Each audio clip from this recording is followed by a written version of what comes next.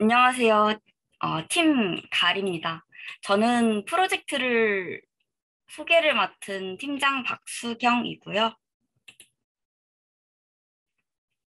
다음과 같은 순서로 저희 프로젝트를 소개하겠습니다.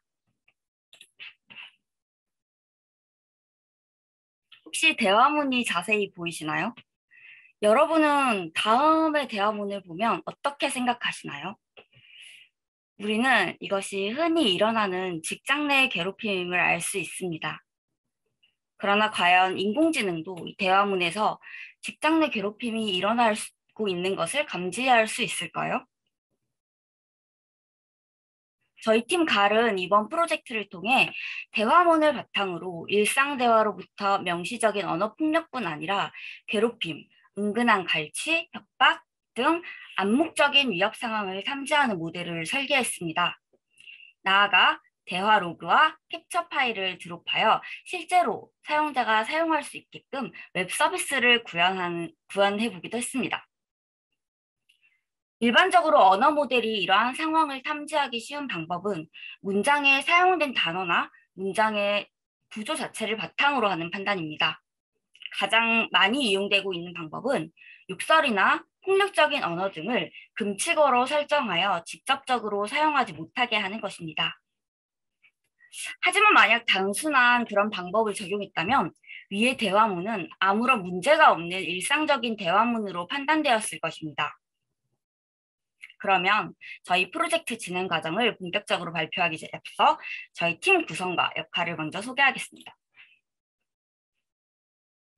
먼저 아까 인사드렸지만 가을팀에서 발표 및 팀 리더를 맡은 박수경이라고 합니다. 이번 프로젝트에서는 모델 빌딩과 메인 코드 작성을 맡았습니다. 데이터 레이블링이 필요한 부분을 대화문을 레이블링하는 것 또한 맡았습니다. 다음으로 이소명 팀원을 소개하겠습니다. 전체적으로 웹 디자인과 구현, 작동 테스트를 맡았습니다.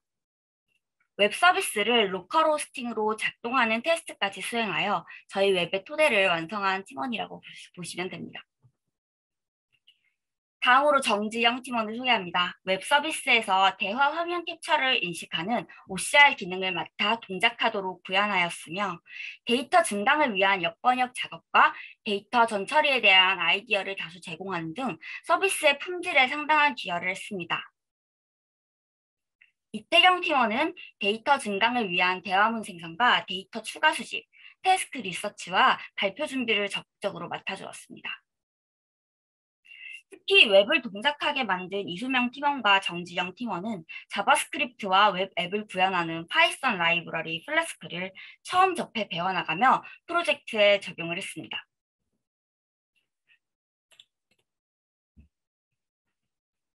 이제 저희 프로젝트 수행 과정을 타임라인과 함께 소개하겠습니다. 저희는 프로젝트 주제를 정한 후 어떤 방법으로 접근해야 할 것인지 기존의 연구 자료를 조사하며 문제를 정의하는 것으로 시작했습니다. 이후 저희에게 주어진 데이터의 특징을 파악하고 어떤 언어 모델을 사용하는 것이 효과적일지 논의한 후 백본을 결정하게 되었습니다. 협업에 필요한 툴들을 다 같이 공부하는 시간을 가지며 준비하는 시간이기도 했습니다. 다음으로 결정한 모델의 입력 형태에 맞게 그리고 한국어를 분석하기 좋은 형태로 데이터를 전처리했고 부족하다고 생각하는 부분을 보완하려 데이터 추가 수집을 진행했습니다. 비슷한 시기에 동시에 메인 코드를 작성하기 시작했는데요. 기능별로 함수를 만들고 하나의 파일에 모아 모듈화해서 임포트하는 방식으로 간결하고 활용하기 좋게 작성하려 노력했습니다. 함수들에게는 스레스홀드와 클래스 개수 등 커스텀에서 사용하기 편하게 변수를 만들어 다른 태스크나 확장된 프로젝트 내에서도 수정하여 적용할 수 있게 했습니다. 메인 코드가 정리되기 시작하면서 저희 프로젝트의 또 하나의 큰 부분인 웹 구현 도전을 진행했습니다. 웹 구현을 맡아주신 팀원들은 관련 라이브러리와 툴을 처음 익혀 사용한 것이었지만 짧은 기간 안에 작동이 되게 구현해내었다는 부분을 타임라인 상에서도 확인하실 수 있겠습니다. 웹 구현이 어느 정도 이루어지고 에러 수정과 이미지 인식 기능의 추가가 이루어지는 동안 모델의 최적화가 이루어졌는데요. 저희 모델은 원디비의 수입 기능으로 하이퍼 파라미터 트래킹이 가능했습니다. 이후 모델의 최적화와 완성된 후 결과를 정리하고 마무리 작업을 진행하게 되었습니다. 6주 정도의 기간 동안 모두가 열심히 달려온 것을 한눈에 확인할 수 있어서 뿌듯하네요. 저희에게 주어진 데이터셋은 튜닙 기업에서 제공하는 협박, 갈취, 직장 내 괴롭힘, 기타 괴롭힘 4개의 클래스 각 1,000개 정도씩의 대화문과 AI 허브에서 찾을 수 있는 일상 대화 데이터였습니다. 위협 상황 대화문 자체의 부족과 핵심 레이블이 되는 위협 대화의 세부 분류 부족으로 인해 데이터 추가 수집을 하기로 결정했고요. 저희가 선택한 아이디어는 명시적, 암묵적인 레이블 데이터가 따로 필요했는데 이 부분이 마련된 데이터셋에는 있지 않아서 그 부분에 대해 고민이 좀 이루어졌습니다. 기본적으로 제공되는 일상대화 세트는 이미 8만여 개 이상이었고 분류가 된 암묵적인 위협대화 그리고 위협대화 세트는 개수가 상당히 부족해서 저희는 AI 허브의 비윤리 대화 세트를 추가로 학습 데이터셋에 포함시키기로 했습니다. 일정한 강도를 점수로 표시하고 있고 이 데이터셋은 약 2점 정도의 이상의 대화 세트는 대체로 명시적인 언어폭력이나 금치어를 가지고 있다는 분석하에 명시적 언어폭력이라는 데이터로 학습에 사용하기로 결정했습니다. 암묵적인 위협 대화문을 따로 찾는 것이 매우 어려웠는데요. 웹크롤링, 역번역 등을 시도했지만 결과적으로는 데이터 증강에 드라마틱한 효과는 볼 수 없었습니다.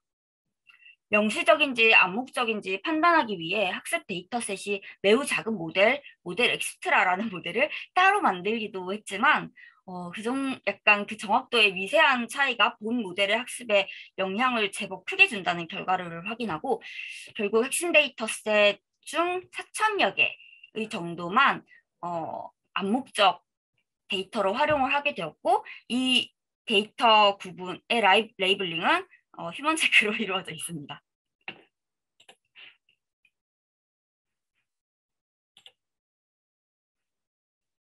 저희의 백본은 이제 소개하자면 문맥 탐지에 유리한 모델인 버트를 기반으로 학습이 되어 있습니다. 그 중에서도 특히 한국의 온라인 뉴스 기사의 댓글이나 대댓글 등의 자료로 처음부터 버트를 학습시킨 프리트레인드 모델인 KC버트를 사용했습니다. 버트의 구조는 싱글 센턴스와 더블 센턴스를 입력으로 받을 수 있는데요. 버트에서 의미하는 센턴스가 구두점을 기준으로 한 문장이 아니라 문맥을 이뤄내고자 하는 한 단위의 시퀀스를 의미하는데 저희는 한 대화문 안에서 전체적인 상황과 맥락을 기준으로 대화문을 분류하는 것을 목적으로 삼았기 때문에 전체 대화문을 하나의 센턴스로 입력을 시키기로 결정을 했습니다. 리서치를 통한 다양한 실험 결과를 바탕으로 보았을 때 버트의 큰 데이터들로 학습된 인베딩과 각 단계마다 모든 토큰들을 서로 참조할 수 있는 멀티-헤디드 어텐션 레이어가 센턴스 전체의 맥락을 탐지하는 데 유리했기 때문에 결과적으로 최종으로도 선택을 하게 되었습니다. 지금부터는 시연 영상을 통해서 좀 더 직관적으로 저희의 서비스가 어떻게 작동되는지 알아보겠습니다. 보실까요?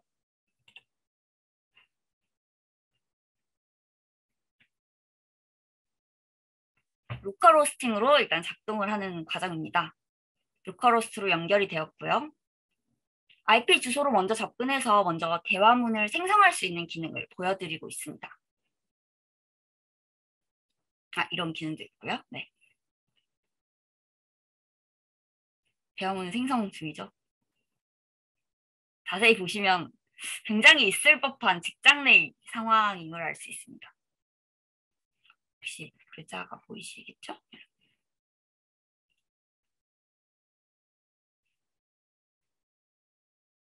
아무런 욕설이나 비하하는 단어를 쓰고 있지는 않지만 야근을 강요하고 있는 상황입니다.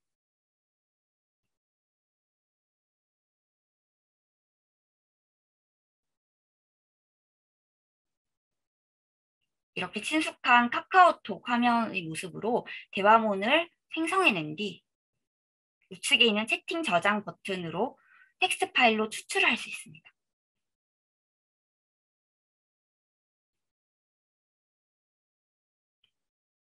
네, 텍스트 파일이 저희 모델이 원하는 형태로 만들어졌습니다.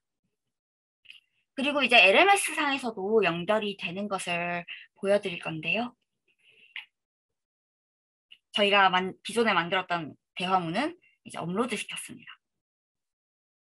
LMS에서는 한글로 대화문을 생성하여 추출하는 부분에서 조금 어려움이 있었기 때문입니다.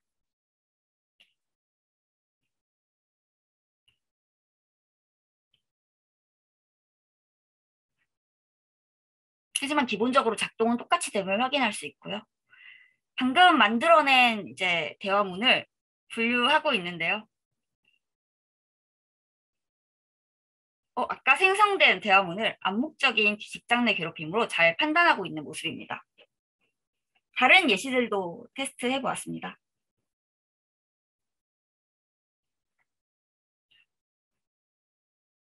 이건 일상적인 대화문으로 판단을 했군요.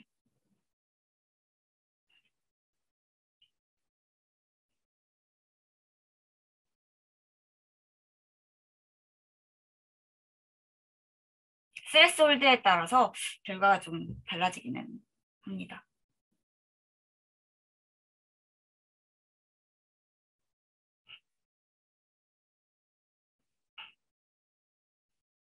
암묵적인 괴롭힘 등으로 판단을 하고 있습니다. 이렇게 이미지와 텍스트로 각각 보여드릴 수 있고요.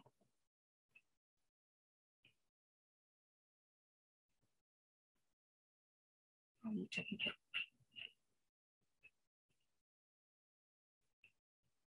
일상적인 대화문도 잘 일상적으로 대화로 판단을 했습니다.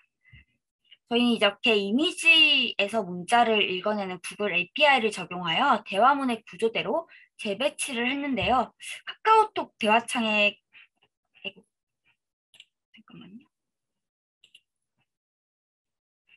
크기에서 죄송합니다. 파일을 넘겨버렸네요. 설명을 해보자면 카카오톡 대화창 크기에서 중간에서 가장 큰 글씨까지 4단계 정도로만 인식을 할 수 있게 일단 구현해 보았는데요.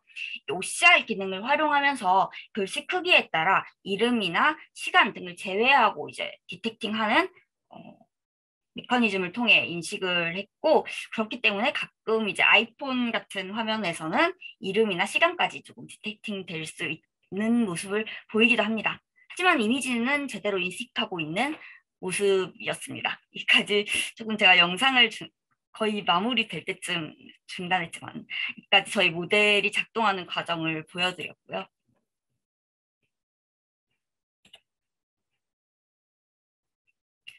다음은 이제 저희가 가진 레이블이 붙어 있지 않는 대화문 데이터와 그 대화문을 저희 모델에 입력했을 때 모델이 최종적으로 분류한 결과입니다. 제법 잘 들어맞는다고 생각되시나요? 보면 이렇게 뭐 명시적인 이제 금치어가 들어가 있는 경우는 명시적이라고 판단을 하고, 또 뭐 회사 내에서 나올 수 있는 대화문이나 뭐 친구들 사이에 또는 뭐 동년배 사이에 괴롭힘으로 볼 수 있는 대화문도 나름 잘 판단을 하고 있었습니다. 그렇다면 금치어가 들어가 있지 않는 대화문을 모델은 어떻게 암묵적인 언어 폭력으로 분류하게 될까요?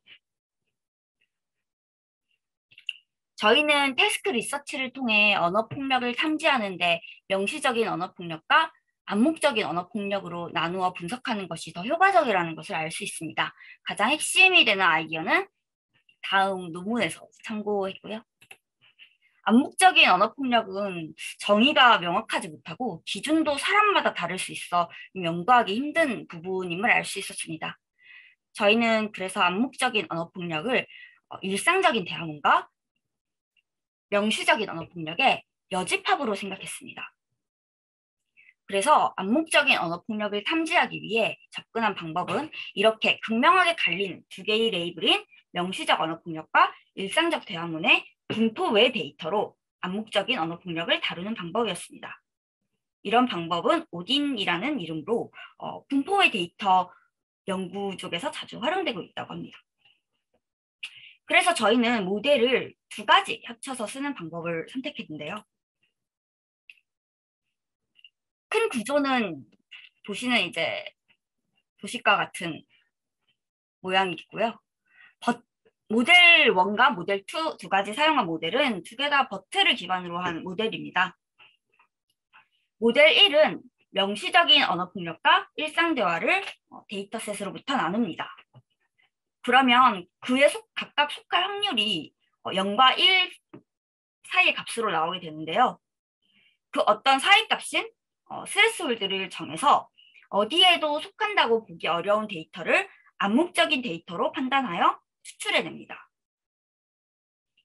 그런 이후 그 암묵적인 언어 폭력이라고 판단된 데이터를 모델 2에 입력시켜 세부 유형으로 분류할 수 있었습니다. 이 세부 유형으로 분류할 수 있는 기준은 이런 암묵적인 언어 폭력들은 각 유형들마다 유사한 문장의 형식이라던가 자주 사용되는 단어, 표현이 꽤나 특정지어진다는 것을 논문들을 연구 자료와 논문을 통해서 확인할 수 있었기 때문에 이렇게 접근할 수 있었습니다. 특히 저희는 모델의 최적 하이퍼 파라미터를 찾기 위해 WND라는 툴을 사용했는데요. 수입 기능과 아티팩트 등 인공지능 모델에 굉장히 편리한 툴을 익힐 수 있는 좋은 기회였습니다. 다음이 이제 원디비를 통해 모델 하이퍼 파라미터를 관리하고 선택했던 순간들인데요. 러닝 레이트가 이렇게 잡힌 거는 크게 이제 처음에는 네 가지 범위로 큰 범위로 나누어 각 팀원들이 모델을 학습시킨 후 가장 결과가 좋은 팀원의 범위를 전으로 다시 나누어서 학습을 시키는 그런 방식으로 점점 범위를 좁혀가면서 최적의 러닝 레이트를 찾았습니다. 그리고 밸리데이션 로스와 밸리데이션 어큐러시를 기준으로 하여 가장 최적의 이제 웨이트를 뽑아낼 수 있었습니다.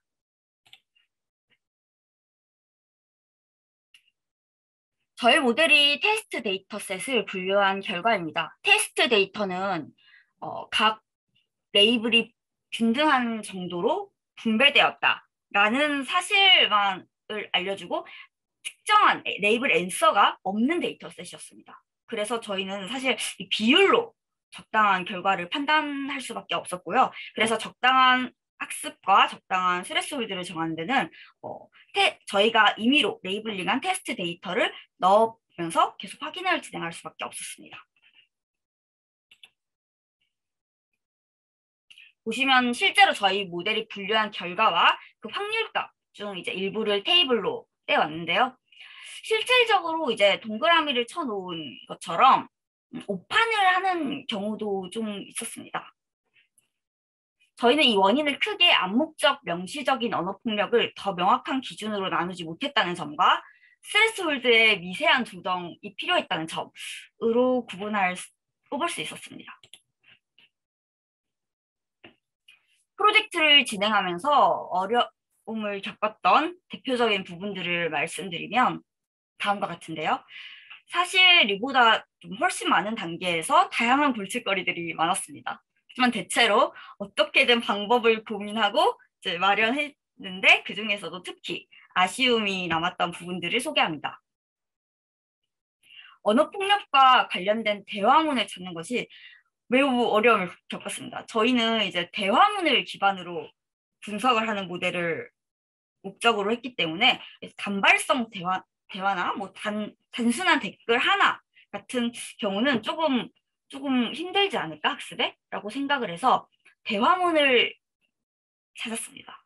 역번역이나 데이터 증강, 뭐 챗GPT를 통한 대화문 생성, 그리고 웹 크롤링 등을 다 시도해 보았는데요.